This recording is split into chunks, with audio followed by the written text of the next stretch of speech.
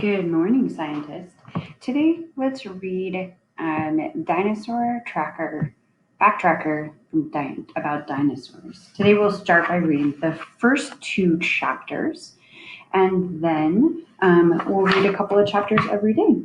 This is a great way for us to be wrapping up our dinosaur unit. All right, a world of dinosaurs. Long ago, the world was very different than it is now. Today, all the land on Earth is divided into 7 continents. Millions of years ago, there was just one continent. Scientists have named that ancient continent Pangaea. Some parts of Pangaea were very dry, like deserts. Other parts were damp and rainy, like swamps. There were forests and jungles, plains and mountains, rivers and lakes, and there were dinosaurs almost everywhere.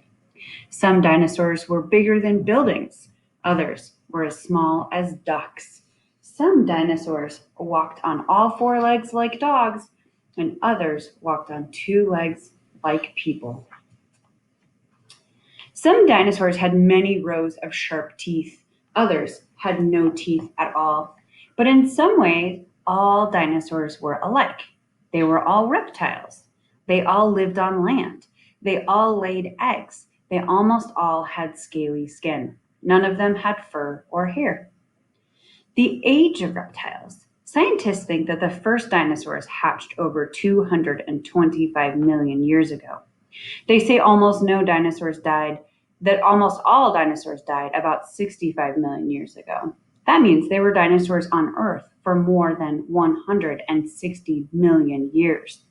Almost all the dinosaurs lived during what is called the Mesozoic era. Scientists also call this time the Age of Reptiles or the Age of Dinosaurs. Scientists divide the Mesozoic era into 3 parts or periods. The first is the Triassic period, the middle is the Jurassic, and the last is the Cretaceous.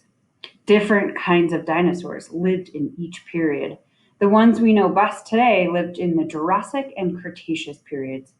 That's over 60 million years before the first human was born. So how can we know about these dinosaurs?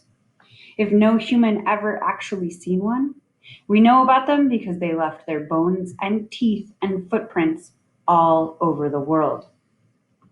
So here we have the Triassic period, 250 to 251 to 203 million years ago. And we have the Iraptor here. We have the Jurassic, 203 to 146 million years ago. We have a Diplodocus. And then the Cretaceous is 146 to 65 million years ago with a Tyrannosaurus rex. And then we go all the way over here to the first humans. And then here is where we are. Remember when we made that timeline in class?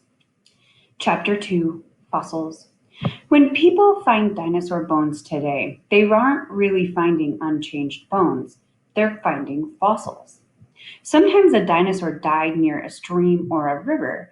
If the stream or river overflowed, the dinosaur's body would be covered by mud and sand.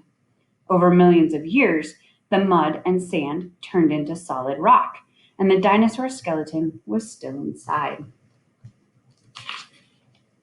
At the same time, water in the earth seeped into the dinosaur's bones. Minerals in the water turned the bones to stone too. So a dinosaur fossil is really a rock that used to be a bone buried inside another rock that used to be some mud and sand. Fossils can tell us a lot about dinosaurs. Fossil teeth can tell us the kind of food a dinosaur might have eaten. Flat teeth are good for chopping up plants. Sharp pointed teeth are good for ripping flesh. Fossil leg bones can tell us how a dinosaur might have walked. Long leg bones are good for fast running. Short, thick leg bones meant the dinosaur probably moved slowly. Footprint fossils help us guess how much a dinosaur weighed. Deep footprints mean the dinosaur who made them must have been very heavy. Shallow footprints meant the dinosaur must have been lightweight. Footprint fossils can even tell us how dinosaurs traveled Oh, look, here's a set of dinosaur tracks. Many footprints going the same way means dinosaurs were probably moving in packs or herds. Big footprints beside little footprints might have meant the dinosaurs were traveling with their families. Almost everything we know about dinosaurs we know from fossils, but fossils can only give us clues about dinosaurs and the age of reptiles.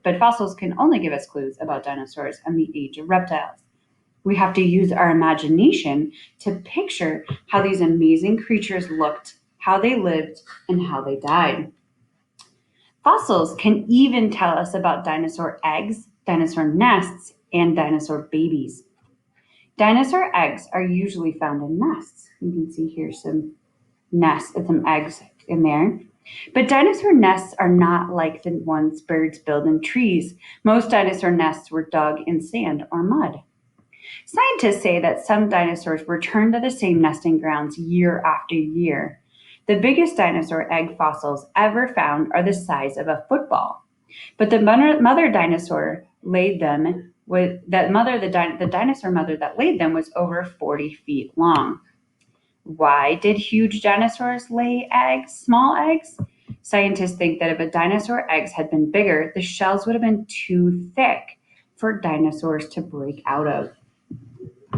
All right, that's the end of our chapter that we're going to read today. Tomorrow, we will read chapter 3 and 4. Thank you, scientists.